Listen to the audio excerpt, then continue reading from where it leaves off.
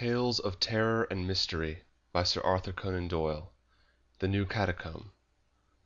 Recording by Dominic Moore. "Look here, Burger," said Kennedy, "I do wish that you would confide in me." The two famous students of Roman remains sat together in Kennedy's comfortable room overlooking the Corso. The night was cold, and they had both pulled up their chairs to the unsatisfactory Italian stove, which threw out a zone of stuffiness rather than of warmth. Outside, under the bright winter stars, lay the modern Rome, the long double chain of the electric lamps, the brilliantly lighted cafes, the rushing carriages, and the dense throng upon the footpaths.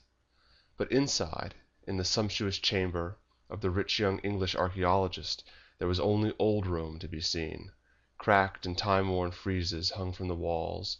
Gray old busts of senators and soldiers with their fighting heads and their hard, cruel faces peered out from the corners.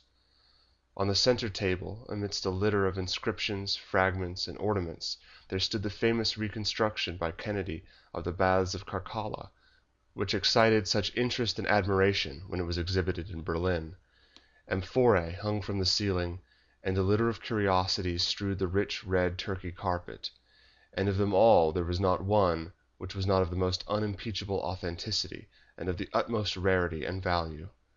For Kennedy, though little more than 30, had a European reputation in this particular branch of research, and was moreover provided with that long purse which either proves to be a fatal handicap to the student's energies, or, if his mind is still true to its purpose, gives him an enormous advantage in the race for fame. Kennedy had often been seduced by whim and pleasure from his studies, but his mind was an incisive one, capable of long and concentrated efforts which ended in sharp reactions of sensuous languor. His handsome face, with its high white forehead, its aggressive nose, and its somewhat loose and sensual mouth, was a fair index of the compromise between strength and weakness in his nature. Of a very different type was his companion, Julius Burger. He came of a curious blend, a German father and an Italian mother, with a robust quality of the North mingling strangely with the softer graces of the South. Blue Teutonic eyes lightened his sun-browned face, and above them rose a square, massive forehead, with a fringe of close yellow curls lying round it. His strong, firm jaw was clean-shaven, and his companion had frequently remarked how much it suggested those old Roman busts which peered out from the shadows in the corner of the chamber. Under its bluff German strength there lay always a suggestion of Italian subtlety, but the smile was so honest, and the eyes so frank, that one understood that this was only an indication of his ancestry, with no actual bearing upon his character. In age and in reputation he was on the same level as his English companion, but his life and his work had both been far more arduous. 12 years before, he had come as a poor student to Rome, and had lived ever since upon some small endowment for research which had been awarded to him by the University of Bonn. Painfully, slowly, and doggedly, with extraordinary tenacity and single-mindedness, he had climbed from rung to rung of the ladder of fame, until now he was a member of the Berlin Academy, and there was every reason to believe that he should shortly be promoted to the chair of the greatest of German universities. But the singleness of purpose which had brought him to the same high level as the rich and brilliant Englishmen had caused him in everything outside their work to stand infinitely below him. He had never found a pause in his studies in which to cultivate the social graces. It was only when he spoke of his own subject that his face was filled with life and soul. At other times he was silent and embarrassed, too conscious of his own limitations in larger subjects, and impatient of the small talk which is the conventional refuge of those who have no thoughts to express. And yet, for some years there had been an acquaintanceship which appeared to be slowly ripening into a friendship between these two very different rivals. The base and origin of this lay in the fact that in their own studies each was the only one of younger men who had knowledge and enthusiasm enough to properly appreciate the other. Their common interests and pursuits had brought them together, and each had been attracted by the other's knowledge, and then gradually something had been added to this. Kennedy had been amused by the frankness and simplicity of his rival, while Burger in turn had been fascinated by the brilliancy and vivacity which had made Kennedy such a favorite in Roman society. I say had, because just at that moment the young Englishman was somewhat under a cloud. A love affair, the details of which had never quite come out, had indicated a heartlessness and callousness upon his part which shocked many of his friends. But in the bachelor circles of students and artists in which he preferred to move, there is no very rigid code of honor in such matters, and though a head might be shaken or a pair of shoulders shrugged over the flight of two and the return of one, the general sentiment was probably one of curiosity, and perhaps of envy, rather than of reprobation. "Look here, Burger," said Kennedy, looking hard at the placid face of his companion, "I do wish you would confide in me." As he spoke he waved his hand in the direction of a rug which lay upon the floor. On the rug stood a long, shallow fruit basket of the light wickerwork which is used in Campania, and this was heaped with a litter of objects, inscribed tiles, broken inscriptions, cracked mosaics, torn papyri, rusty metal ornaments, which, to the uninitiated, might have seemed to have come straight from a dustman's bin, but which a specialist would have speedily recognized as unique of their kind. The pile of odds and ends in that flat wickerwork basket supplied exactly one of those missing links of social development which are of such interest to the student.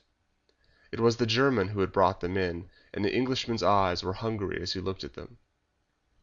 "I won't interfere with your treasure trove, but I should very much like to hear about it," he continued, while Burger very deliberately lit a cigar. "It is evidently a discovery of the first importance. These inscriptions will make a sensation throughout Europe." "For every one here there are a million there," said the German. "There are so many that a dozen savants might spend a lifetime over them, and build up a reputation as solid as the castle of St. Angelo." Kennedy sat thinking with his fine forehead wrinkled and his fingers playing with his long, fair moustache. "You have given yourself away, Burger," said he at last. "Your words can only apply to one thing. You have discovered a new catacomb." "I had no doubt that you had already come to that conclusion from an examination of these objects." "Well, they certainly appeared to indicate it, but your last remarks make it certain. There is no place except a catacomb which would contain so vast a store of relics as you describe." "Quite so. There is no mystery about that. I have discovered a new catacomb." "Where?" "Ah, that is my secret, my dear Kennedy. Suffice it that it is so situated that there is not one chance in a million of anyone else coming upon it.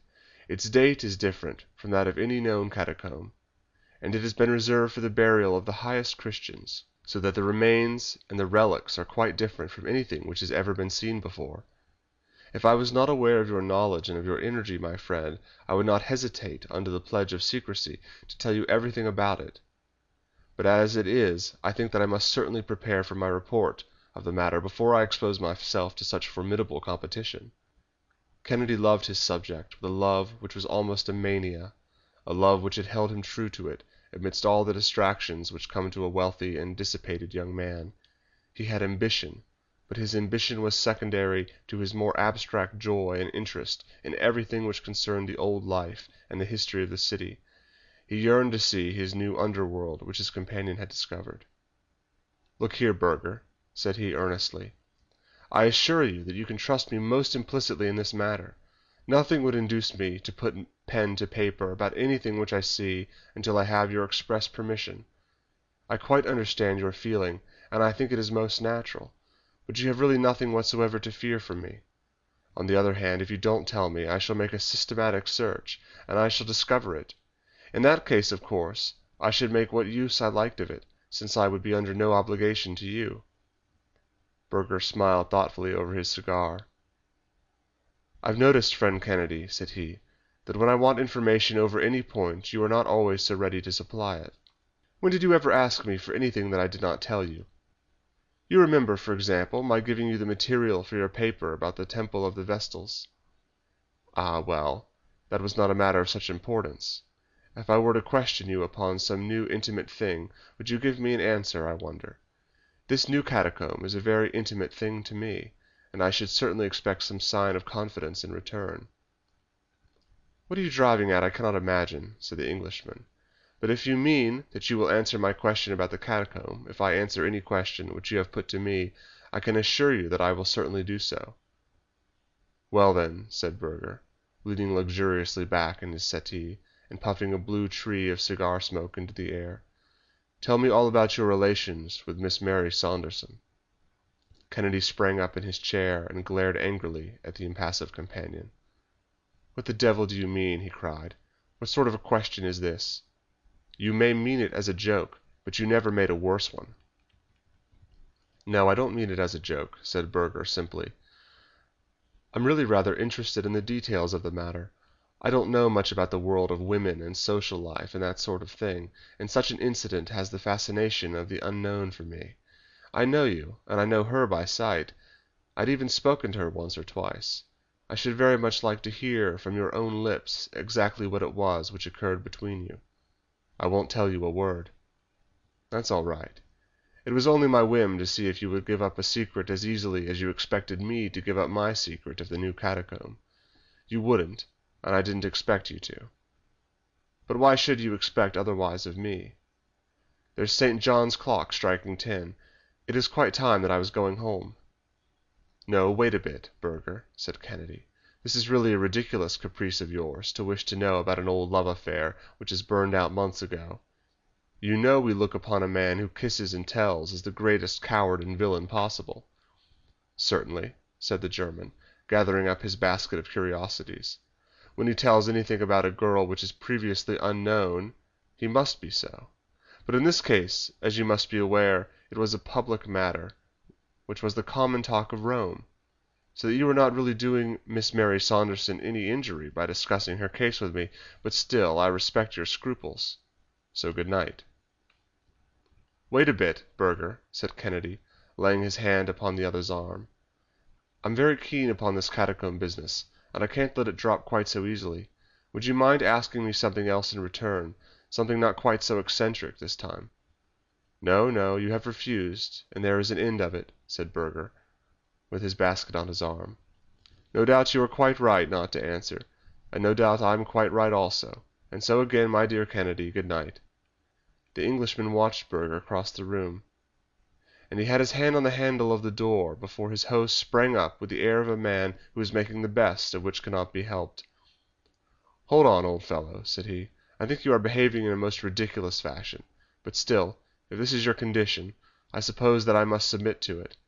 I hate saying anything about a girl, but as you know, it's all over Rome. I don't suppose I can't tell you anything which you do not already know.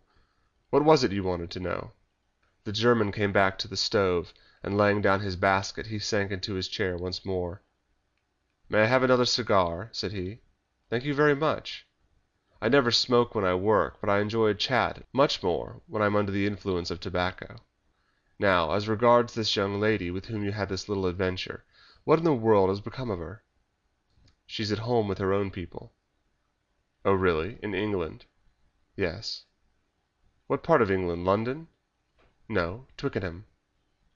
"You must excuse my curiosity, my dear Kennedy, and you must put it down to my ignorance of the world.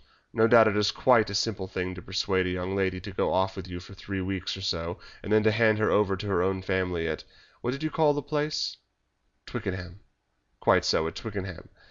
But it is something so entirely outside my own experience that I cannot even imagine how you set about it. For example, if you had loved this girl, your love could not hardly disappear in 3 weeks. So I presume that you could not have loved her at all. But if you did not love her, why should you make this great scandal which has damaged you and ruined her?" Kennedy looked moodily into the red eye of the stove. "There's a logical way of looking at it, certainly," said he. "Love is a big word, and it represents a good many different shades of feeling. I liked her, and well, you say you've seen her. You know how charming she could look. But still I'm willing to admit, looking back, that I could never have really loved her." "Then, my dear Kennedy, why did you do it?" "The adventure of the thing had a great deal to do with it." "What? You are so fond of adventures! Where would the variety of life be without them? It was for an adventure that I first began to pay my attentions to her. I've chased a good deal of game in my time, but there's no chase like that of a pretty woman. There was a piquant difficulty of it also, for, as she was the companion of Lady Emily Rood, it was almost impossible to see her alone. On the top of all the other obstacles which attracted me, I learned from her own lips very early in the proceedings that she was engaged." Mein Gott, to whom?" "She mentioned no names. I do not think that anyone knows that." "So that made the adventure more alluring, did it?" "Well, it did certainly give a spice to it. Don't you think so?" "I tell you that I am very ignorant about these things." "My dear fellow, you can remember that the apple you stole from your neighbor's tree was always sweeter than that which fell from your own. And then I found that she cared for me." "What, at once?" "No, no, it took about 3 months of sapping and mining, but at last I won her over. She understood that my judicial separation from my wife made it impossible for me to do the right thing by her, but she came all the same, and we had a delightful time as long as it lasted." "But how about the other man?" Kennedy shrugged his shoulders. "I suppose it is the survival of the fittest," said he. "If he had been the better man she would not have deserted him. Let's drop the subject. I've had enough of it." "Only one other thing. How did you get rid of her in 3 weeks?" "Well, we'd both cooled down a bit, you understand. She absolutely refused, under any circumstances, to come back to face the people she'd known in Rome. Now, of course, Rome is necessary to me, and I had already been pining to be back at my work, so there was one obvious case of separation. Then again, her old father turned up at the hotel in London, and there was a scene, and the whole thing became so unpleasant that really, though I missed her dreadfully at first, I was very glad to slip out of it. Now I rely upon you not to repeat anything of what I've said." "My dear Kennedy, I should not dream of repeating it, but all that you say interests me very much, for it gives me an insight into your way of looking at things which is entirely different from mine, for I've seen so little of life. And now you want to know about my new catacomb. There's no use in my trying to describe it, for you would never find it by that. There's only one thing, and that is for me to take you there." "That would be splendid." "Then would you like to come?" "The sooner the better. I'm all impatience to see it." "Well, it's a beautiful night, though a trifle cold. Suppose we start in an hour. We must be very careful to keep the matter to ourselves. If anyone saw us hunting in couples they would suspect there was something going on." "We can't be too cautious," said Kennedy. "Is it far?" "Some miles." "Not too far to walk?" "Oh, no, we could walk there easily." "We had better do so, then.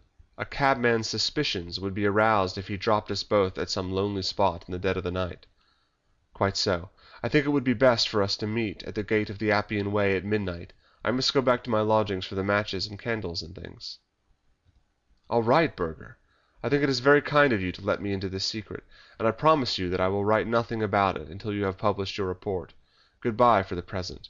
You will find me at the gate at 12. The cold, clear air was filled with the musical chimes from the city of clocks as Burger, wrapped in an Italian overcoat, with a lantern hanging from his hand, walked up to the rendezvous. Kennedy stepped out of the shadow to meet him. "You are ardent in work as well as in love," said the German, laughing. "Yes, I've been waiting here for nearly half an hour."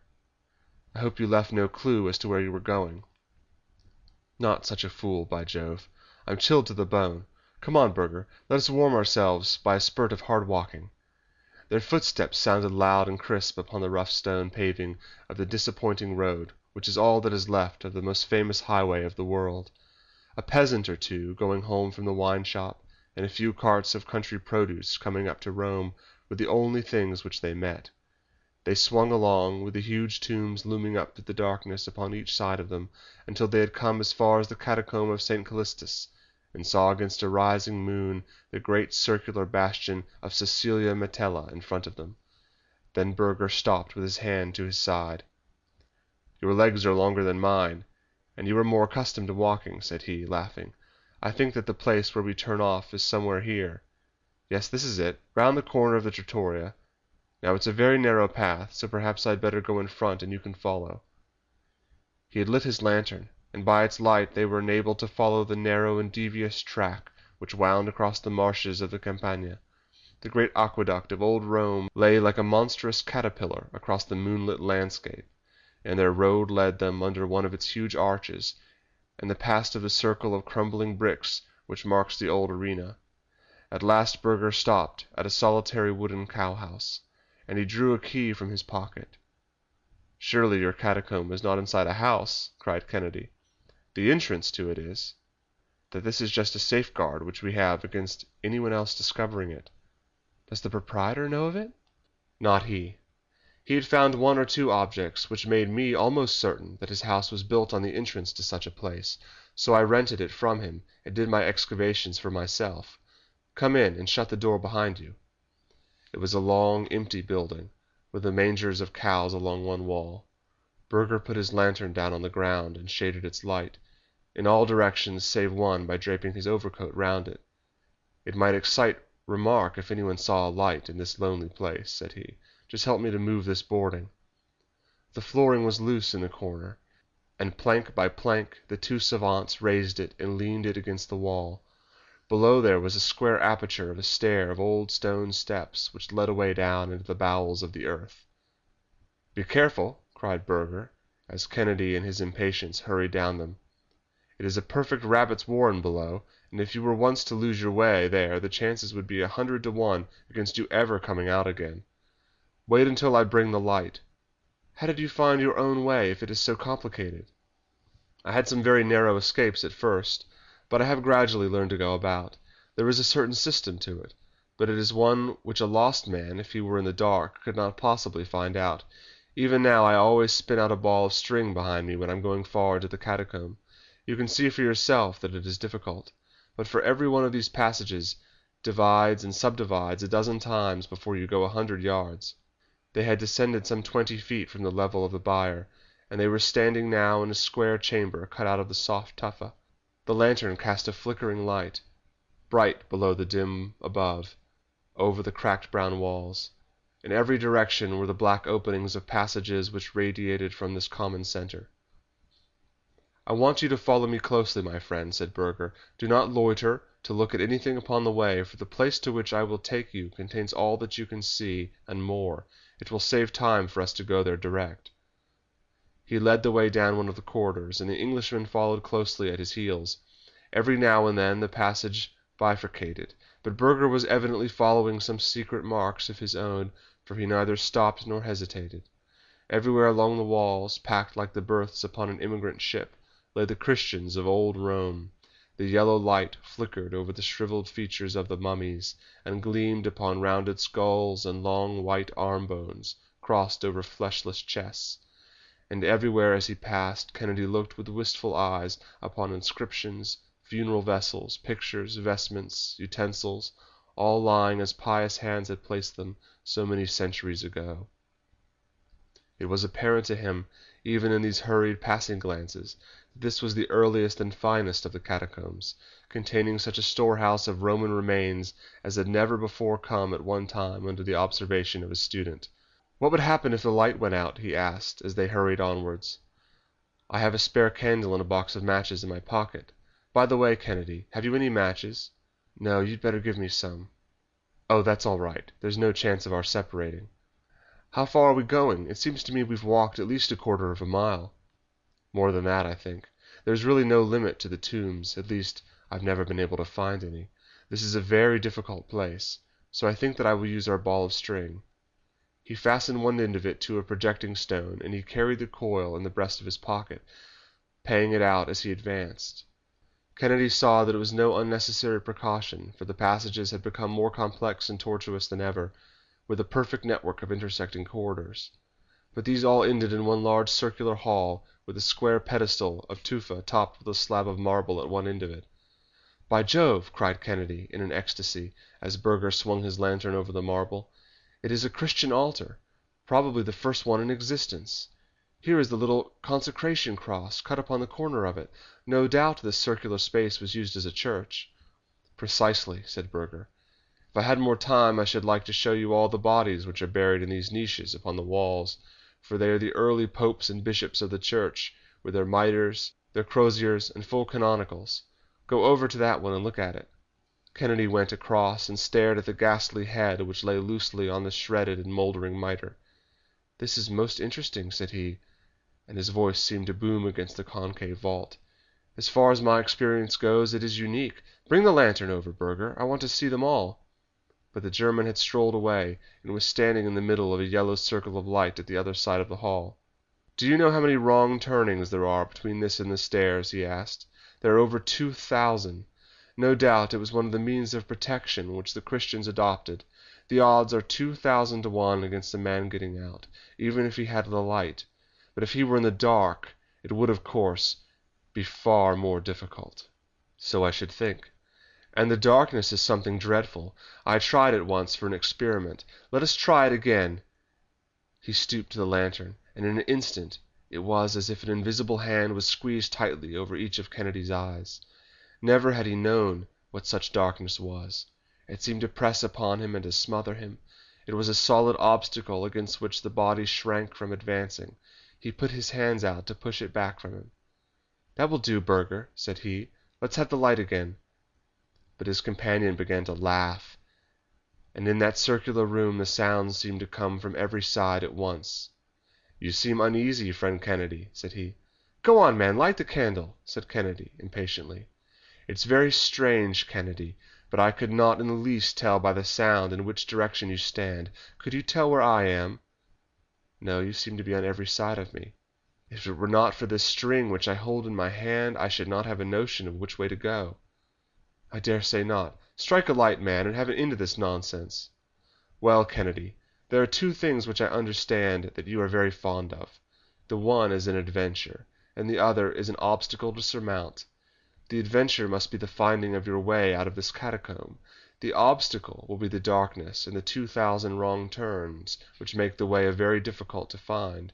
But you need not hurry, for you have plenty of time, and when you halt for a rest now and then, I should like you just to think of Miss Mary Saunderson, and whether you treated her quite fairly."